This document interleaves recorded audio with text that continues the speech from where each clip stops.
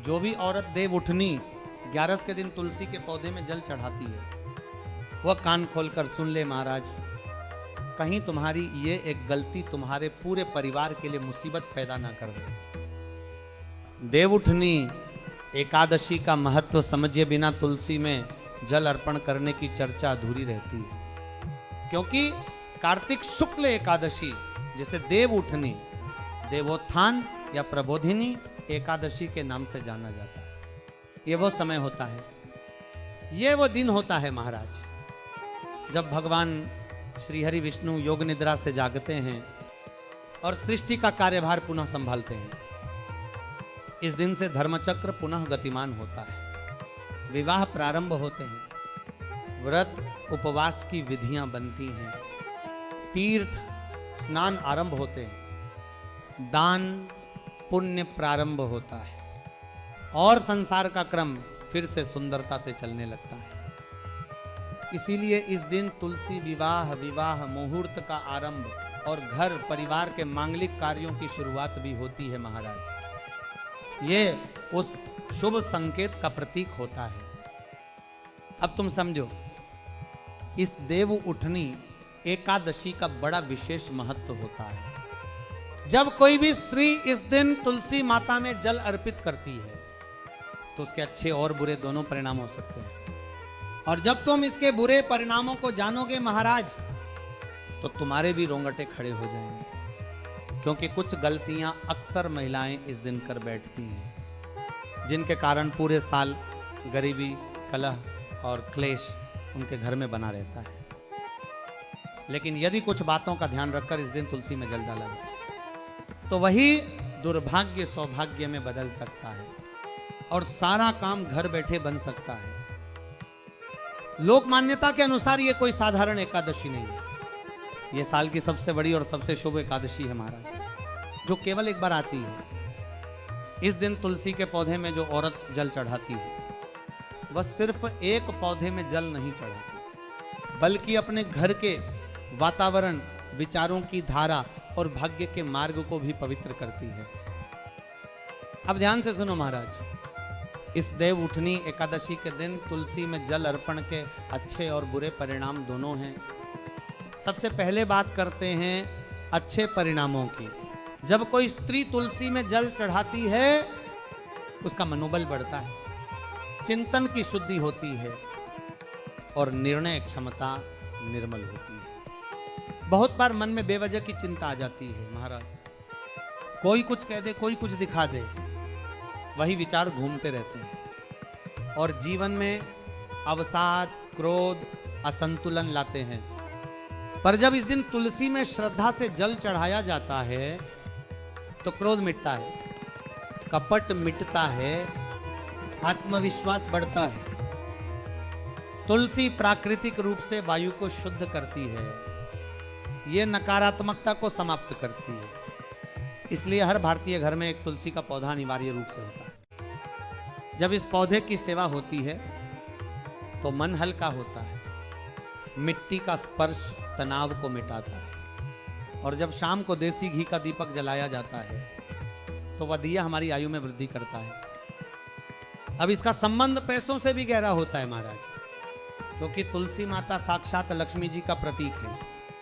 इस वजह से तुलसी पूजन से जीवन में धन की वृद्धि होती है, बाधाएं हटती हैं। जो स्त्री इस दिन तुलसी माता के समीप जल चढ़ाती है, दीपक जलाती है, मंगल गीत गाती है, उसके वैवाहिक जीवन में प्रेम, समरसता और सौभाग्य बढ़ता है। अब महाराज, भारत में यह परंपरा पीढ़ी दर पीढ़ी चली आ रही है।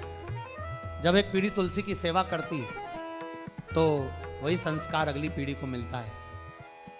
परंतु जैसा बोओगे वैसा ही काटोगे। किसान जैसा बीज डालता है वैसी ही फसल पाता है, उसी तरह हमारे कर्म होते हैं महाराज। अब सुनो बुरे परिणाम। अगर इस दिन कोई स्त्री केवल दिखावे के लिए तुलसी में जल डालती है तो यह पाप बन जाता है। दिखावे का भाव सबसे बड़ा दोष है। अगर तुम्हारे मन में श्रद्धा नहीं है, केवल दूसरों को दिखाने के लिए जल दे रही हो, तो इससे पुण्य नहीं, पाप बढ़ता है। इसीलिए मन को सरल रखो, जितना संभव हो जमीन से जुड़े रहो महाराज। मन में श्रद्धा रखो और दिखावे से दूर रहो। कुछ लोग अति कर बैठते हैं, बहुत अधिक जल डाल देते हैं, जिससे तुलसी की जड़ें सड़ जाती हैं। ये भी अशुभ है महाराज, क्योंकि हर चीज की अति बुरी होती है। और ध्यान रहे, टूटी या गंदी मटकी में तुलसी का पौधा कभी मत लगाना, या किसी मृत व्यक्ति से जुड़ी वस्तु में तुलसी न रोपना, क्योंकि ये माता लक्ष्मी का अपमान है। जहां तुलसी रखी हो वहां का स्थान सदैव स्वच्छ रहना चाहिए। गंदगी, राख, बदबू या कचरा अगर होगा तो पूजा असफल हो जाएगी। घर का आंगन स्वच्छ रखो महाराज, वही स्थान शुभ माना जाएगा। अब कुछ जरूरी नियम। एकादशी के दिन तुलसी के पत्ते नहीं तोड़े जाते। जो पत्ते अपने आप गिर जाएं उन्हें ही उपयोग में लाओ। सुबह स्नान कर स्वच्छ वस्त्र धारण करो। तांबे या पीतल के लोटे में शुद्ध जल भरो, उसमें थोड़ा अक्षत डालो और घी का दीपक जलाओ। फिर तुलसिया नमः या नमो भगवते वासुदेवाय नमः मंत्र का जाप करो और जल को धीरे धीरे तुलसी की जड़ में अर्पित करो। तेज धार से पत्तों पर जल मत गिराओ, जल जड़ में जाना चाहिए। यही सही विधि है महाराज। प्रसाद के रूप में गुड़ या मिश्री अर्पित करो और शाम को घी का दीपक पुनः जलाओ।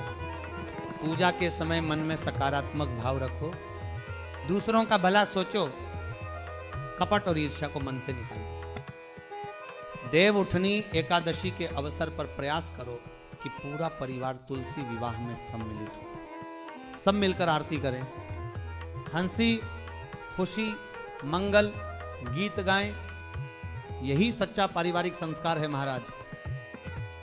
अगर पूजा के दौरान कोई भूल हो जाए तो घबराना मत, भगवान क्षमाशील हैं। बस मन में यह संकल्प लो कि आगे यह गलती दोबारा नहीं होगी। तुलसी पूजन में कभी भी धूम्रपान, मांस या मदिरा जैसी चीजें आसपास न रखें। स्थान को पवित्र रखें और वातावरण में शांति बनाए रखें। यदि मन भारी हो, कोई दुख हो, तो तुलसी के पास बैठकर भगवान से अपने मन की बात कहो। शब्द कम बोलो, भाव अधिक रखो। तुलसी को सूखने मत देना।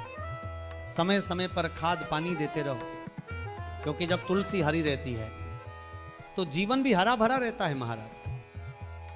यह देव उठनी एकादशी केवल एक तिथि नहीं, यह एक संकल्प है, एक आराधना है जो हमें भक्ति, संतुलन और समरसता से जोड़ती है।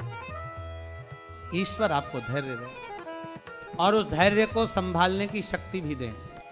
आपके घर में शुभता बनी रहे, हरियाली बनी रहे, मन में रोशनी बनी रहे और जीवन में संतुलन बना रहे। यही देव उठनी एकादशी का सच्चा सार है महाराज। यही तुलसी में जल का फल है और यही वह पवित्र मार्ग है जिससे हमारे कर्म सुधरते। जय श्री हरि, जय तुलसी माता, जय श्री लक्ष्मी नारायण महाराज।